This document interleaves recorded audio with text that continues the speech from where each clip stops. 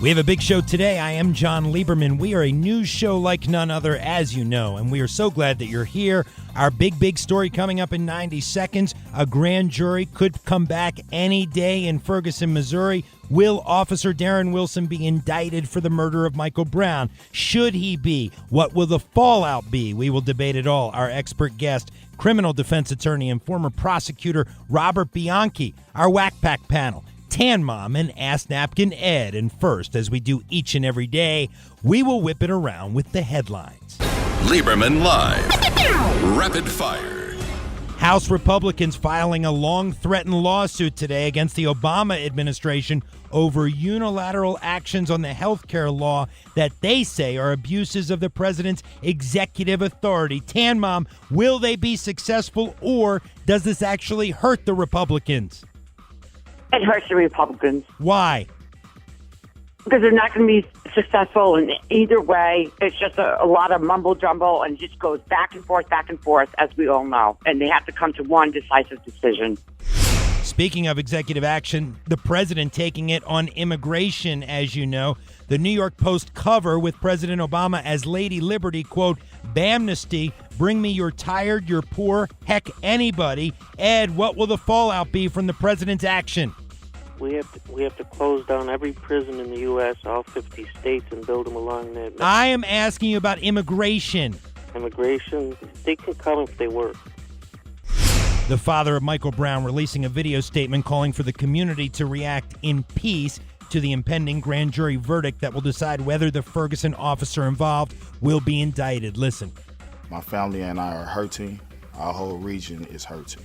I thank you for lifting your voices to end racial profiling and police intimidation. But hurting others or destroying property is not the answer. No matter what the grand jury decides, I do not want my son's death to be in vain. Tan Mom, will there be peace in Ferguson?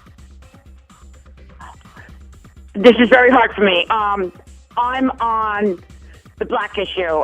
Sorry, but I don't believe in the white officer, what he has done, and he should be in the grand jury and be indicted, and I feel horrible for the family. We'll discuss it much more in about 30 seconds.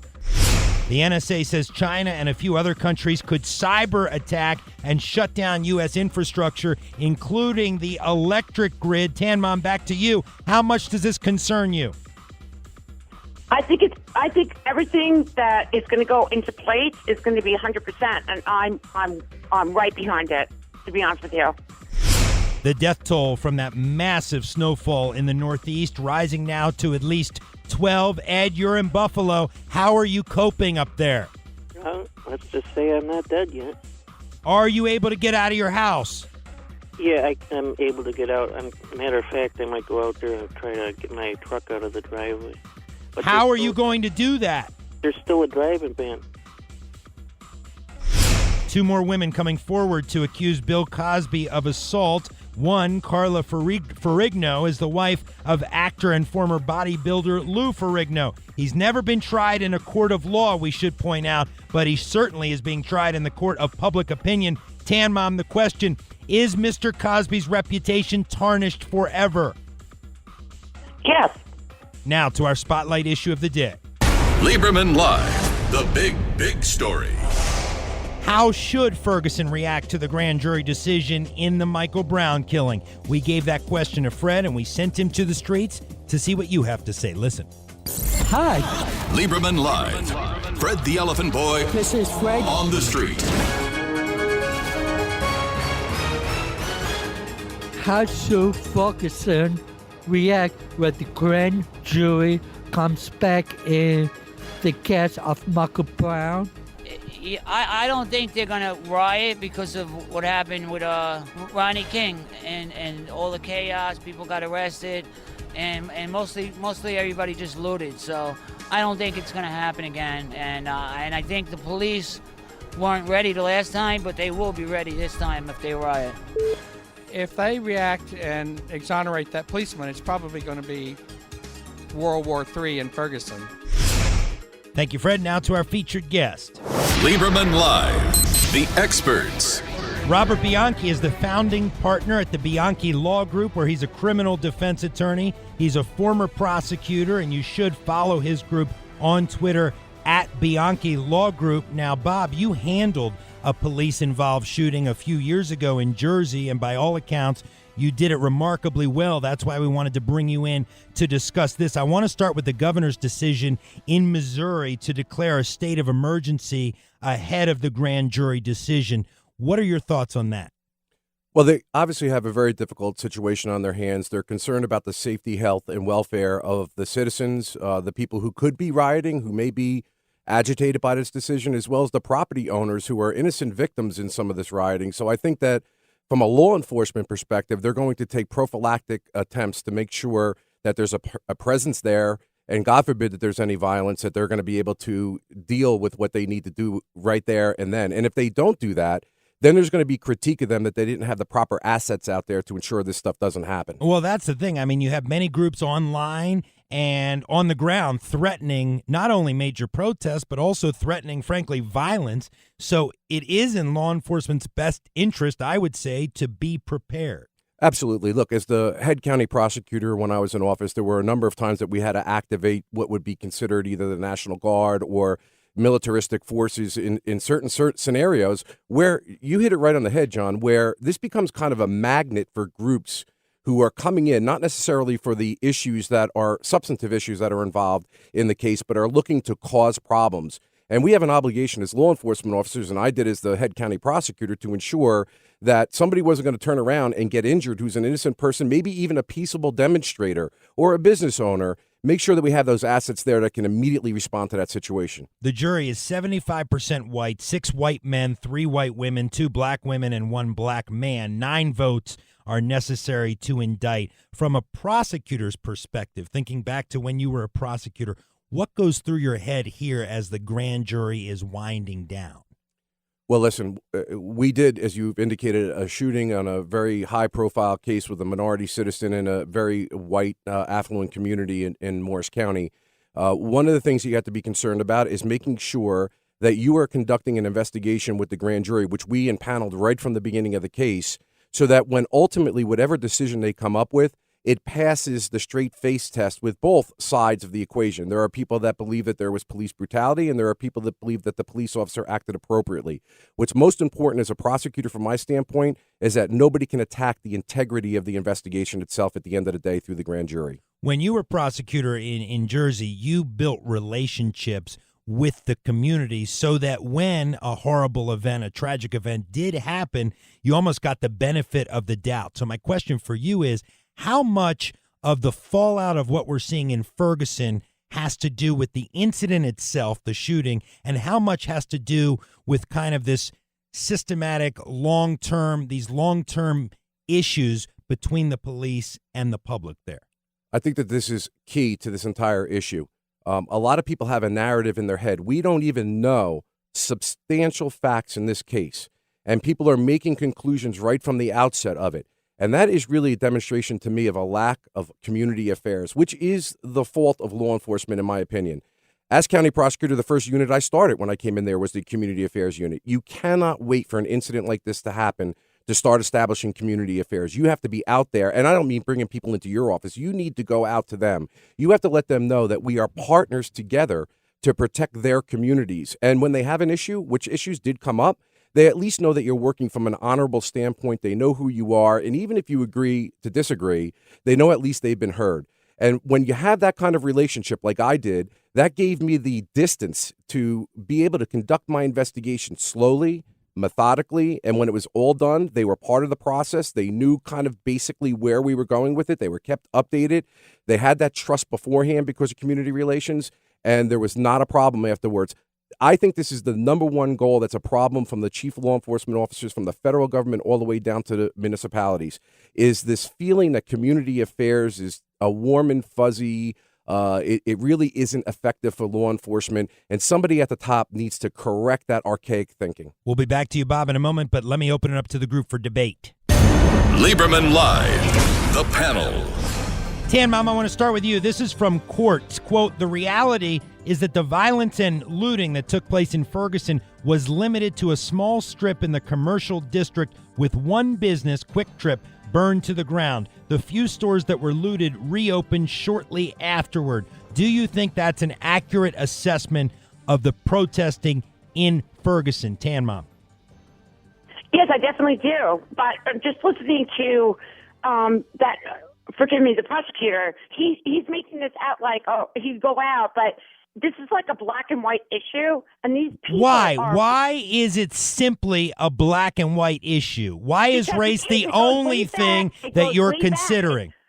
No, it's because black people are set up. White people get away with it more than black people. And I'm on the black side because I think it's horrendous that, okay, whatever he's saying, like they go to the communities and he's standing up right. What they're looking for is actual justice. And the justice is this white cop goes and is being indicted. Okay, that is what actually needs to happen.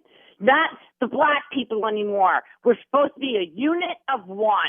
Ed, okay? I know you're trying to get into the conversation. From that same article, quote, protest did not destroy Ferguson. Destruction, social, economic, and political, created the protests. In St. Louis, one can drive from neighborhoods boarded up out of fear to neighborhoods boarded up due to abandonment. Unless systematic racism and economic discrimination are addressed, Ferguson may transition from the former to the latter. Do you agree, Ed? From the latter? It should, the cop should be indicted, but he's not going to be. Why should he be indicted? What evidence that you know of points to the fact he should be indicted? Because he killed somebody. Yes, but what if his life was threatened? He was unarmed. Tan Mom, please. Ed, what if this officer had his life threatened during this encounter? How was it threatened? There was no weapons. But you can still, he had a weapon on him. Now, let me ask you this. Officer Wilson maintains he's done nothing wrong, but CNN's reporting today that he said privately to friends that he would consider resigning in order to pave the path for peace in his community. I'll ask each of you, starting with you, Ed, should he resign?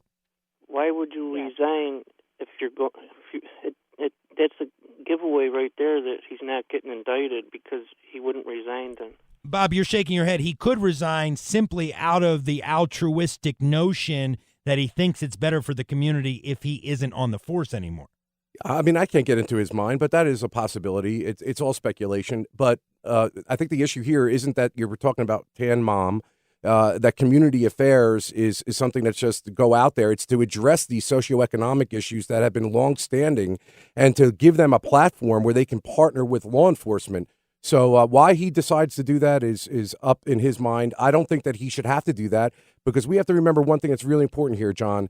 Why people may have a feeling about this, there's law and grand juries, and there is a system of justice, and we have to respect that. Now, if you don't agree with the manner in which they do that and exercise their discretion, that's another debate.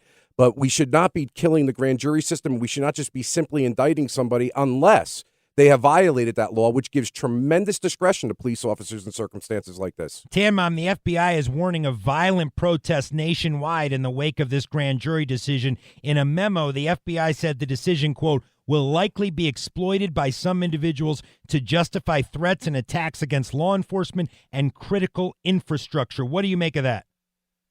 No, I think everyone should respect the law, but the law enforcement. But the law, there's several people, throughout the world that take it into their hands and push it too forward because they have that, they have the badge, they have the right, they have anything they want to do. And, there's the blacks, the whites, whatever. And then, it's just very frustrating because it really does boil down to black and white issues. Ed, answer this for me. What good does looting do? These are business owners in that very community. Looting simply hurts the community in which they have to stay and live in, right?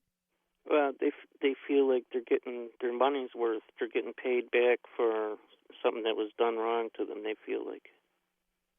I want to ask you this, Ed, too, from Fox News. Gun dealers in parts of the St. Louis suburbs have reported brisk sales, especially among first-time buyers. Does this frighten you? No, that's a good thing. I want to get a gun. Everyone should have it.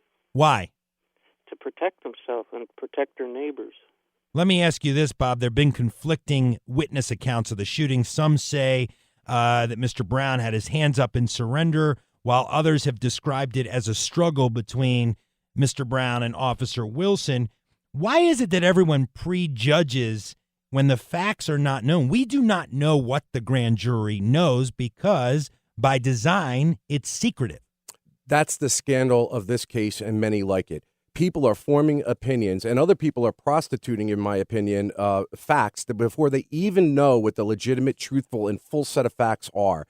That's what the grand jury and the investigation is there for, and we have to respect that. And that record is going to be reviewed, and if it wasn't done properly, and by the way, there's a double check here because we have the federal government looking at the investigation as well. This is the kind of redundancy and transparency that hopefully will get to the facts. Listen, if the guy had his hands up and was surrendering, it is going to be an indicted case. If, however, that officer felt that he needed to shoot this gun because he was effecting an arrest of a person that had committed a felony and or that his life may have been at risk or the life of other people, he does not have to wait until somebody's literally upon him in order to fire a shot. And given the thing that happened before, allegedly, where his gun was being wrestled with, you said it before, John, and you're right. There is a weapon involved in this, and it's the police officer's weapon, and they are trained to make sure that nobody has access to that weapon. We don't know the facts yet to be able to make this determination, and people opining on it are doing a disservice to this country by having these opinions without knowing the full set of facts. Ed, 10 seconds. Are people across the country going to use the grand jury decision as an excuse to protest and loot? Yes, there's going to be plenty of rioting tonight. You watch. Tan Mom, will this officer be indicted?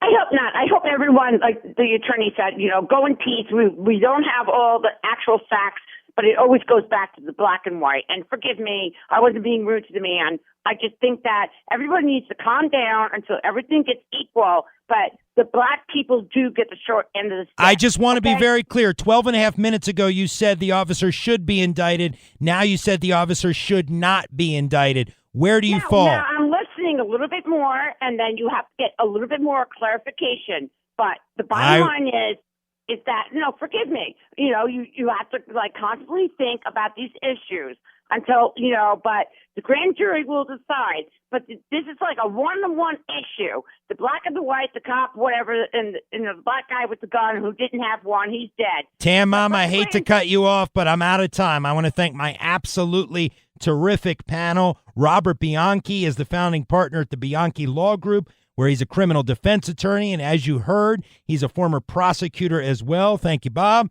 And my Whack Pack panel, as always, well-informed. Tan Mom and who else do we have? Ask Napkin Ed. Wow, it's been a long week. Tan Mom and Ask Napkin Ed. Thanks to you all. On the next Lieberman Live, should more resources go into treating Alzheimer's? We will debate it with an expert and our Whack Pack panel, who I'm sure I will remember both of the names on Monday after Arrested Weekend. You can follow me, friends, on Twitter at Reporter John, at Reporter JON. For now, stay safe. Good night. We will see you Monday, and thank you so much for listening. Bye-bye.